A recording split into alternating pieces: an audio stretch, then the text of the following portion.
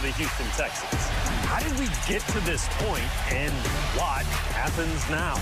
Plus, no better wearer of an on-field mic. The best of J.J. Watt is still to come. I've eaten burritos bigger than you. All that and a performance to prove a #1 pick. Trevor Lawrence on the field under the microscope.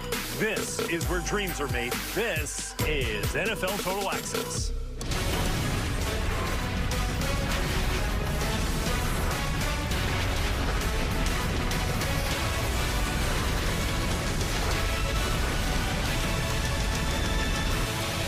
Everybody, welcome to NFL Total Access. I'm Rhett Lewis, and today is a day dominated by two men. One on his way out of a team in the AFC South, the other seemingly destined to join a team in the AFC South. Hall of Famer Terrell Davis and three-time Pro Bowler D'Angelo Hall are here. But first, let's get to this morning's breaking news headline. The Texans have agreed to mutually part ways with pass rusher J.J. Watt after 10 seasons as the face of the franchise in Houston. That release now official on the NFL transaction wire. Texans CEO Cal McNair said in a statement that JJ's impact on the organization and city was unlike any in franchise history, and that it was not a goodbye, but a see you soon. I have sat down with the McNair family, and I have asked them for my release, and we have mutually agreed to part ways at this time. I came here 10 years ago as a kid from Wisconsin who'd never really been to Texas before. And now I can't imagine my life without Texas in it. The way that you guys have treated me, besides draft night, I mean, you guys booed me on draft night, but every day after that, you treated me like family. And I truly feel like you're my family. Since that day, I have tried to do everything in my power to work and earn your respect and try and make you proud on and off the field. I'm excited and looking forward to a new opportunity, and I've been working extremely hard. But at the same time, it is always tough to move on. And I just want you guys to know that I love you. I appreciate you.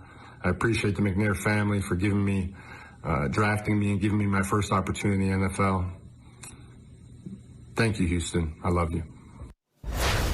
More now, we welcome in our Tom Pelissero. Tom, this is something that we had kind of discussed in the last few weeks and months, considering JJ's contract and the state of the Texans. But ultimately, how did we arrive at this still striking conclusion? Well, Red, as you said, this is something that had been brewing for weeks with the Texans entering a rebuild. J.J. Watt and the team agreed that it was time to move on. Now, after Watt approached the Texans asking for a fresh start, it's important to note the Texans did not shop him in a potential trade. They did not make calls. They wanted to do right by Watt, give him a several-week start on the start of free agency. And even if they had traded him, the market might not have been as robust as you might think. This is a soon-to-be 32-year-old defensive end with 1 year, $17.5 million left on his contract. We know that he has an injury history. Any team trading for him would have wanted to rework that contract or do an extension. Instead, Watt released, and he can sign elsewhere immediately. Now, it is still early, Rep, but there's some obvious connections here, including the Steelers, which employs both the other Watt brothers, as well as Watt's hometown Green Bay Packers. Still, I mean, it's rare to find a player whose immense achievements on the field are rivaled only by his contributions to the community he played in off the field. As promised, TD and D Hall back here with me. The picture for the Texans is a bit more complicated, so let's set that aside for a second and talk about J.J. Watt's future here, TD. Which team out there do you see as a fit for his services? Well, I know the team that I'd love to see him go to, right? And that would Sure. be the Pittsburgh Steelers, man. It just makes sense to me, right? He's got two brothers already on the Steelers team, Derek Watt and T.J. Watt. And listen, he's going to a team where, listen, they run a 4-3 defense or 3-4 defense, excuse me. And most of the time they're playing in their sub package anyway. That's 4 down linemen, 2 linebackers. He is still a very good defensive end. And when they do get into their base defense, it's a 3-4. And he's played the 5 technique before. So to me, that's the place to go to. Now, if he's going somewhere to chase a Super Bowl trophy, that's always something that's difficult because you never know what team is going to the Super Bowl. So to me, the guarantee is go to a team where I can play with my 2 brothers. My parents would be happy. It's a lifelong dream. And as far as I know, no one has ever played with their two brothers in the NFL and had 3 on one team. So that would be a first for the Watt family, and the parents, again, would be really, really happy. Yeah, ATD, I think that would be so dope, man, if I had 2 other brothers to be able to join that football team. You're right, as a free agent, that's the selling ploy right there. But, you know, just selfishly, watching Tampa Bay kind of put those smorgasbord of kind of veteran players, you know, getting AB for the low, getting Leonard Fournette for the low.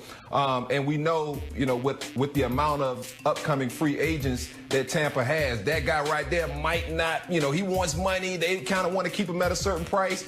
I love J.J. Watt as a part of this Buccaneers defense. Just think about it. You talked about the sub package. We can bump J.J. Watt out to one end. You got JPP on the other end. Talking about 2 big guys who can rush the passer, and you talk about run stoppers with Ndamukong Suh and Vita Vea down there in the middle. Well, I think Ndamukong Suh is another one of those free agents along with Devontae Davis. So the Bucs need bargain deals to get players and re-sign some of their players. And you talk about ring chasing, I would love to see J.J. Watt go get a ring because he has given that city of Houston so much on the field and off the field. We've talked about that the last few days, and he now gets a jump on free agency, so a chance to kind of beat the rest of the crew to the market here ahead of the new league year. And his now former teammate Deshaun Watson kind of weighing in on this same conversation by thanking J.J. Watt for their time together in a social media post, saying appreciated all the work he put in, more importantly, the person that you are. There it is. Any team in the league will be better the day you put on a jersey. And we'll get into what Watson's next possible destination will be later in the show. But before he got to the league, his map dot was Clemson, South Carolina, where we found Trevor Lawrence today, who put up nearly identical career numbers to his fellow national champion Tiger QB in Watson. 90 touchdowns apiece through the air and over 10,000 career passing yards. And Trevor would add to those totals informally today at what was basically his personal pro day. 52 throws in front of scouts and coaches. No more notable, though, in draft position than the team that holds the #1 pick. The Jacksonville Jaguars, who had head coach Urban Meyer and offensive coordinator Darrell Bevell in attendance, making the short trip from Jacksonville to Clemson in style. A flight that was in the air for probably about the same time as Lawrence's last scramble drill 65-yard bomb to end the workout. Just one piece of an A-plus throwing session that I got to call with Daniel Jeremiah, Bucky Brooks, and Steve Smith Sr. What did Trevor Lawrence's workout look like to you?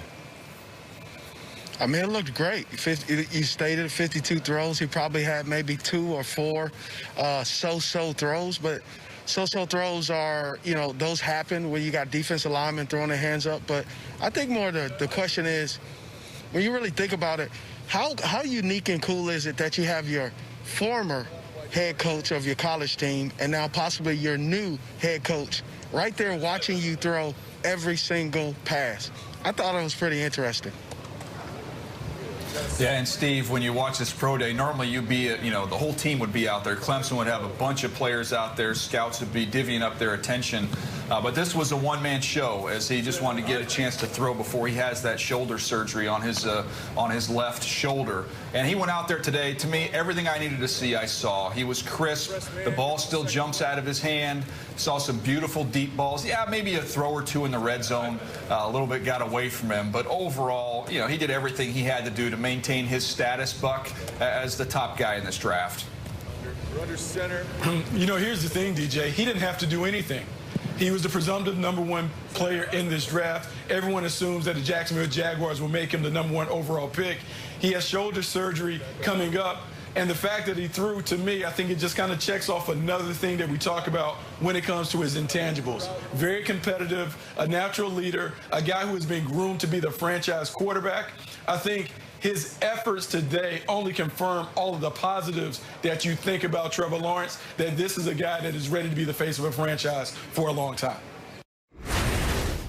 That was fun to get to watch that workout today. Although we didn't have the best seat in the house, that was reserved for Urban Meyer, the new head coach of the Jacksonville Jaguars, who sit there at #1 overall. You think that guy's still got some juice in the college football world? Basically standing there later in the workout right next to Dabo Swinney, Lawrence's, of course, former head coach at Clemson, about 5 feet from where Trevor was throwing the entire session. Pretty cool back here now, TD and D Hall. So outside of that, D Hall, what were your key observations from Trevor's workout today? I mean, just like Bucky and DJ said, man, I mean, Trevor Lawrence checked off every box you wanted him to check off. Like they said, he didn't need to be there. And that's what I think a lot of people love most about Trevor Lawrence is that competitive nature. Like Bucky said, this kid has been like the #1 quarterback since coming out of high school. Came into Clemson with a lot of fanfare. And so he's not new to this rodeo of being the center of attention. And so, yes, to watch this kid go out and throw the football, we knew he could do that.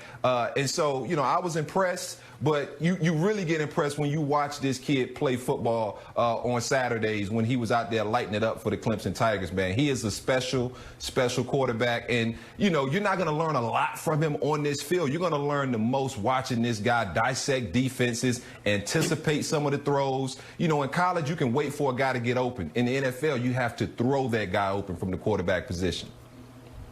Yeah, D-Hall. I mean, this is a pro day, right? So this is already scripted. It's meant to benefit, you know, Trevor Lawrence. It's, you know, so if he fails this test, that would have been a major problem. So it's really designed to make you look good. Jordan Palmer, his quarterback coach, has practiced with him, worked with him. They got scripted throws.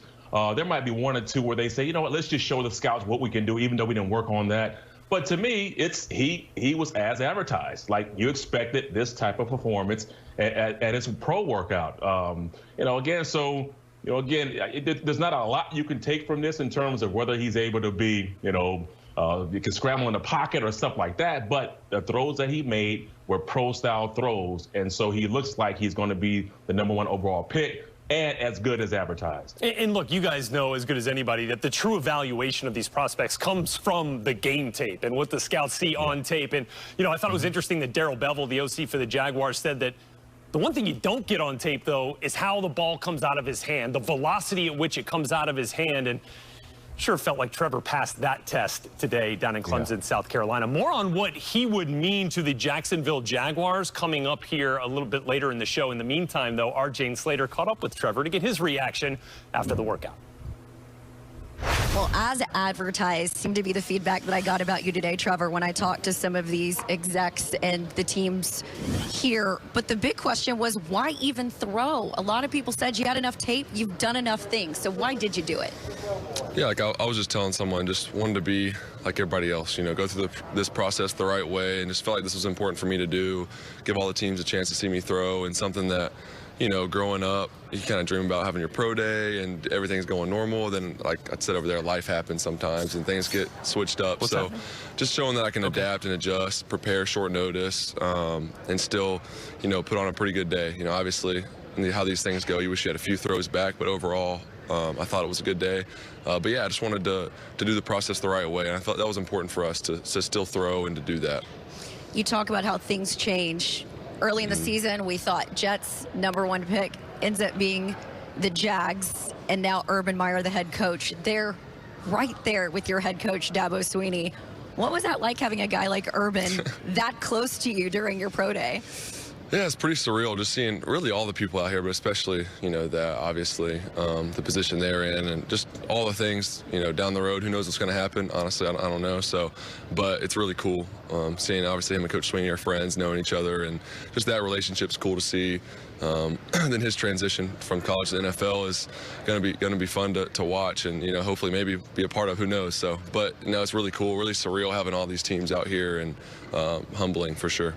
All right, next for you, we've talked about shoulder surgery on your non-throwing arm. Why the decision to get it done now? I just felt like now was the best time. It's really, I mean, you can see it throwing, everything's fine, normal. It's not bothering me too much, but just needs to get fixed, and didn't want to put it off and go through a season with not feeling comfortable with my left shoulder, taking hits and all that. So just felt like now was the best time to give me enough time to get ready and not really affect any of my training camp and whatever team I go to, being there on time and being able to practice and work out with the guys. And that was just important to be ready for that instead of pushing it off till after March. Then that's pushing into August recovery. So really just giving myself enough time so I'm fully good to go whenever I'm in camp, wherever that's at. Is it possible we make too much of the Brady effect? What else can number 12 do? Is it possible we're just in the habit of giving this guy too much credit? Now we're playing ball. That one's for Chris Godwin, assuming he found his way out of the confetti. Plus, a conversation that's hard to believe we're even having. Who's in the perfect place to make a trade for Wilson, Watson, and Wentz? Hard to imagine 99 in a different uniform, but take comfort in this.